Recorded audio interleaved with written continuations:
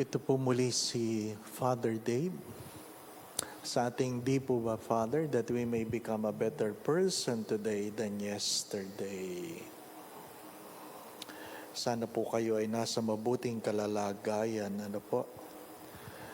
I hope you are well, getting well, being well, stay well.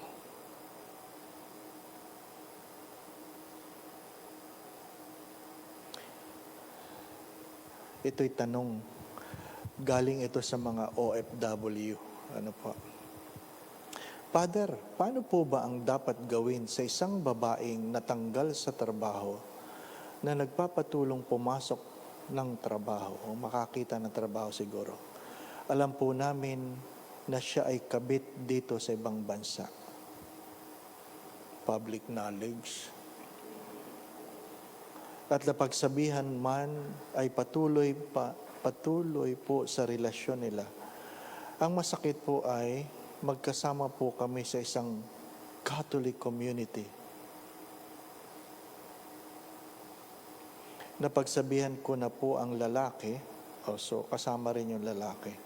Pero patuloy pa din.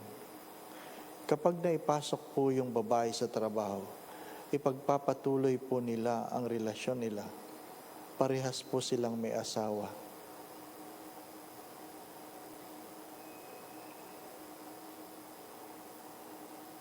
Idudugsong ko na ito, ha? Magkaibang tao ito. Father, put your feet in our shoes of the people separated, but now they are happy and religiously. Religious pa, ha? Religious compared to the first marriage, not legally annulled because of resources, but continuously asking for forgiveness. How come I cannot be righteous?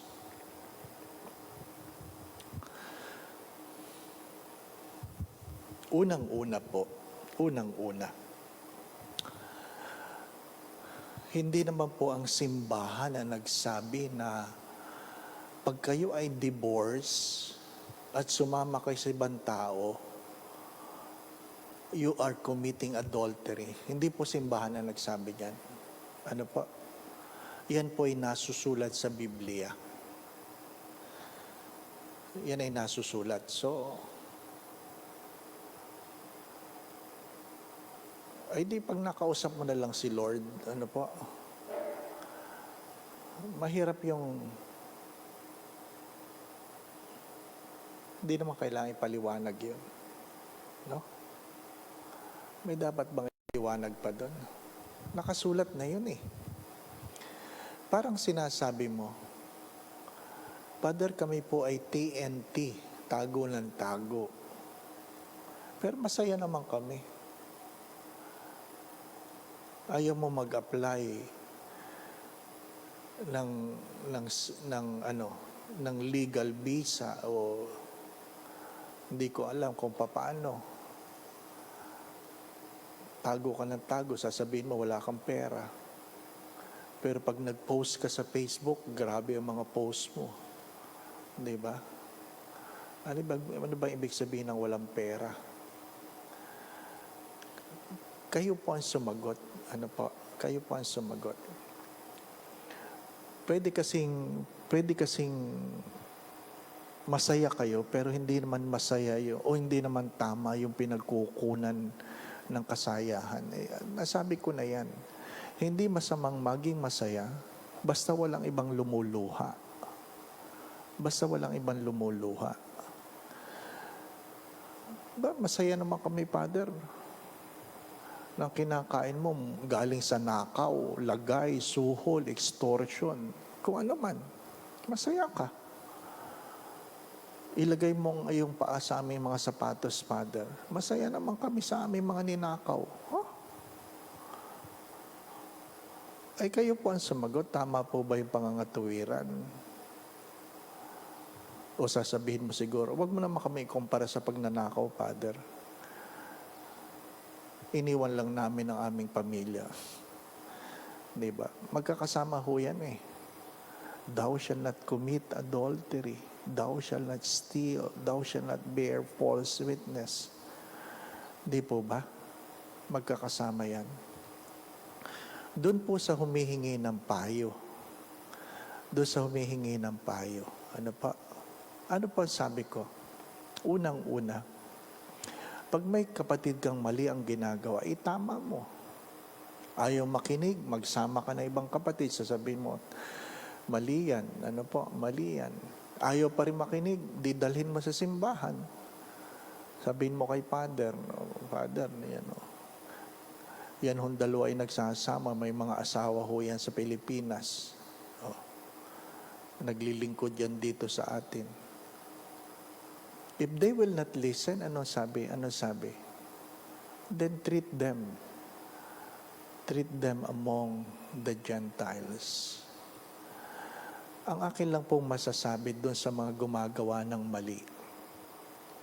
Ano sabi ng Diyos? Pagkatapos niyang pagalingin ang pilay, na hindi niya kilala ang Diyos, na pinagaling siya, tinanong lang siya ng Diyos, gusto mo bang lumakad? Nung tinatanong siya, sino bang nagpagaling siya? Hindi ko po kilala. Nung nagkita sila uli ng Diyos, ano sabi ng Diyos sa kanya? Huwag ka nang magkasala muli, or something worse might happen to you.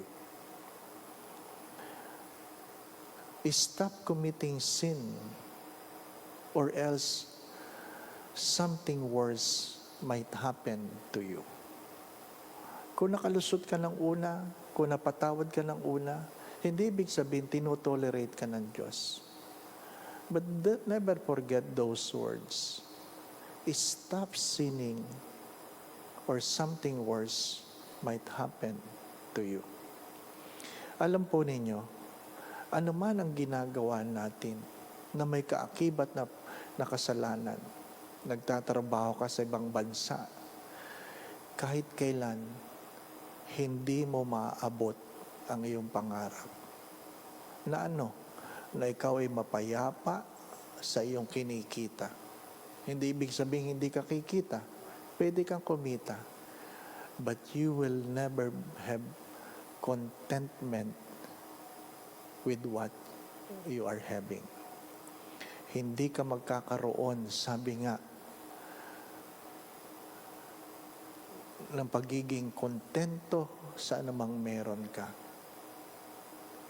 My dear friends, my brothers and sisters, when we talk about sin, of course, it's good to be reminded by the words of Saint Ignatius of Loyola that it is more sinful to talk about sin outside the context of God's love. But it will be worse when you talk about sin in the context of God's love.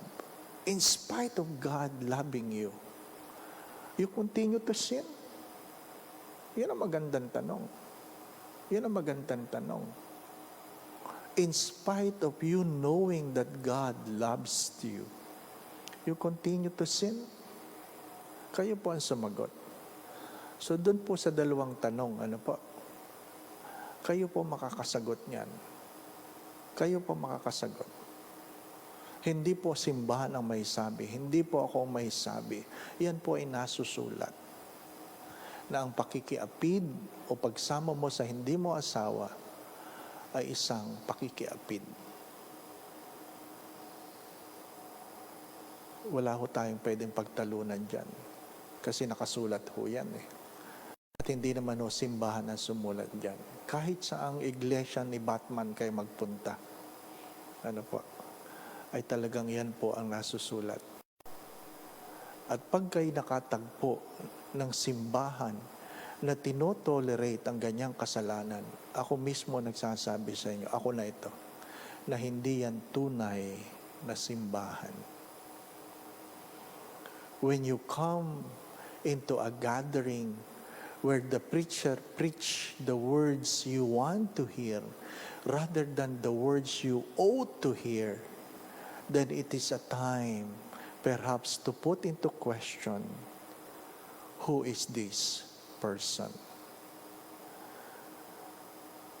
Lahat naman tayo nagkakamali. Lahat tayo nagkakasala. Di humingi ng tawad, pero hindi sapat ang paghingi ng tawad, kundi merong pagbabago ng buhay.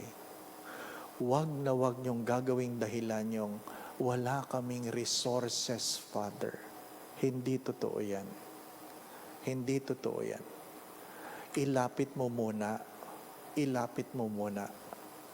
bago mo maintindihan. Pag ikaw ay sabi nga hiningan ng simbahan, ng sabi nga napakalaking halaga, nasasabihin mo, hindi ko po kaya, then the burden will be passed on to the church.